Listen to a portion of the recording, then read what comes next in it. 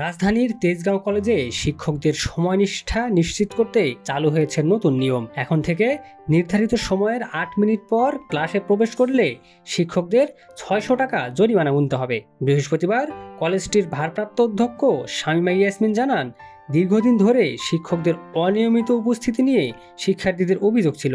অনেক ক্ষেত্রে নির্ধারিত সময়ে ক্লাস শুরু না হওয়ায় পাঠদান ব্যাহত হচ্ছিল। এই পরিস্থিতি কাটাতেই নতুন এই সিদ্ধান্ত নেওয়া হয়েছে।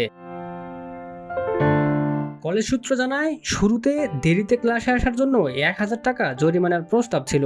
পরে গভর্নিং বডির সভায় তা কমিয়ে ৬০০ টাকা নির্ধারণ করা হয়, যাতে এটি কার্যকর ও বাস্তবসম্মত হয়। প্রশাসনের মতে এই পদক্ষেপ শিক্ষকদের সময়নিষ্ঠা বাড়াবে এবং শিক্ষার্থীরা নির্ধারিত সময় অনুযায়ী পূর্ণ ক্লাস করতে পারবে।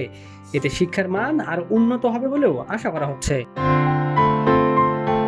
এছাড়া জ্বালানি সংকট বিবেচনায় কলেজে কিছু সাশ্রয়ী উদ্যোগও নেওয়া হয়েছে।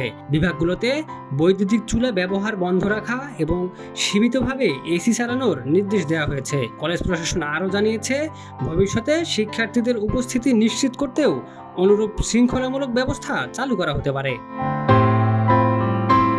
নতুন এই সিদ্ধান্তকে অনেক শিক্ষার্থী ইতিবাচকভাবে দেখছে। তাদের মতে এতে নিয়মিত ক্লাস হবে এবং সময় মতো পাঠদান নিশ্চিত হবে। তবে কিছু শিক্ষার্থী মনে করছেন, এই নিয়মের যথাযথ বাস্তবায়নই সবচেয়ে বড় চ্যালেঞ্জ।